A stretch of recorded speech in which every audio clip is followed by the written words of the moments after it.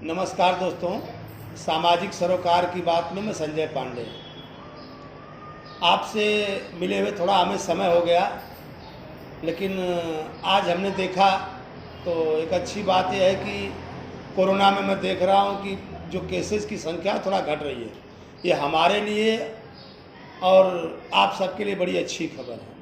लेकिन इन सभी चीज़ों के बीच में सरकार ने कितना सहयोग किया और लोगों ने कितनी, जो संस्थाएं थी, लोगों ने अपने अपने हिसाब से सबने सहयोग किया।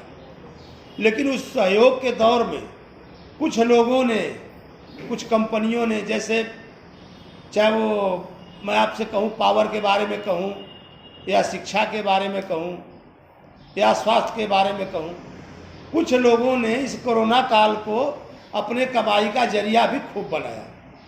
और इसका मैं आपको अगर उदाहरण दे दूं, चलिए मैं अगर शिक्षा को, ऑनलाइन को आज छोड़ देता हूं और दूसरे मुद्दों को आज छोड़ देता हूं, आज सिर्फ मैं पावर के बारे में आपसे बात करूंगा। तो पावर में लोगों को कितनी सब्सिडी मिली, लोगों को कितनी छूट मिली, इसका मैं आपके सामने एक उदाहरण पेश करना चाहूँगा। ये करीब करीब मार्च, अप्रैल और मई, मैं महाराष्ट्र के भिवंडी से हूँ और मैं यहाँ आने के बाद जो अपने घर की पावर बिल, लोगों की पावर बिल, ढेर सारे लोगों की पावर बिल, हमने सभी पावर बिलों को देखा और उसके बारे में जो है अध्ययन किया। तो हमने देखा कि ये कंपनी के जो वर्कर थे या कंपनी वाले, यहाँ पे टोरेंट पावर चलती है, तो हमने इसका ही देखा। हालांकि ये कहते हैं कि हम एमएससीबी को फॉलो करते हैं, ठीक है, अच्छी बात है। तो हमने देखा कि यहाँ पे इन लोगों ने जिस हिसाब से रीडिंग ली, जो रीडिंग इनकी आई, तो रीडिंग में इन्होंने क्या किया कि मार्च में रीडिंग नहीं ली, इसके बाद अप्रैल में नहीं लिया और इन्होंने मई में रीडिंग ली। तो रीडिंग लेने के बाद इन्होंने क्या किया कि ये तीनों रीडिंग एक साथ जोड़ करके और ग्राहकों से सीधे सीधे जो इनका रेट है, चलता रहता है कि नहीं, 100 यूनिट के ऊपर इतना, 200 के ऊपर इतना, 30, जो घर की बिल अगर 1200-1300 आती थी, पता नहीं किस हिसाब से जोड़ जाड़ करके, रीडिंग के हिसाब से जोड़ करके तीन महीने की बिल, किसी की 9000, किसी की 6000, मतलब लूटने का काम इन्होंने किया। और कहने के लिए कि हमने 3 महीने ये नहीं लिया, ऐसा इन्होंने कुछ भी जो है छूट में छोड़ा नहीं। जो फिक्स चार्जेस थे, कंपनियों की तो मैं बात ही छोड़ दूँ, उनको तो ऐसा लूटा गया जिसका कोई ठिकाने नहीं है। तो हमारे ये इन्होंने क्या दिया? अगर सरकार ने दिया तो एक तरफ से दिया तो दूसरी तरफ से लूटा।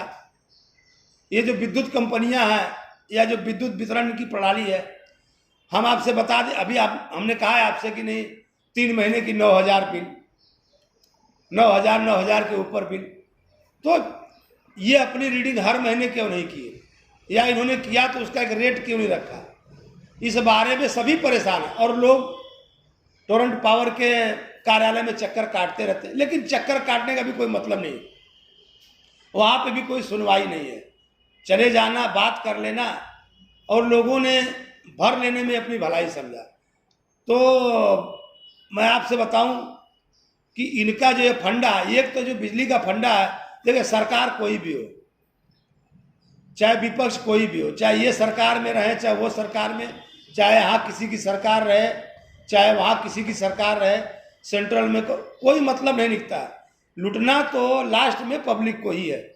अभी जैसे आप ले लीजिए, ये कहते हैं कि हम विद्युत में, पावर में सब्सिडी देते हैं, हमारे तो समझ में नहीं आता सब्सिडी को किस तरह से घुमाते हैं, इतने यूनिट पे उतना, उतने यूनिट पे उतना।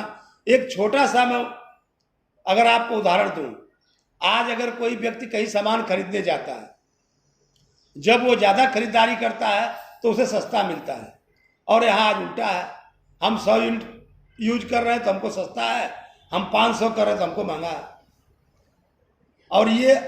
और इसको जीएसटी के दायरे में क्यों नहीं लाए? हम कहते हैं ठीक है, आप क्या दे रहे हैं, विद्युत में आपकी कितनी सब्सिडी है, अपने आप सामने आ जाएगा। आप अपना खुला रेट रखिए, इसको आप सब्सिडी के में जो दे रहे हो हमारे समझ में आ जाएगा, आप जीएसटी के दायरे में लाइए। लेकिन नहीं लाना है, और लास्ट में कुल मिला करके लूटना तो पब्लिक को ही है। खैर ठीक है, चलिए इसके बारे में और हम आपसे आगे बात करेंगे। धन्यवाद।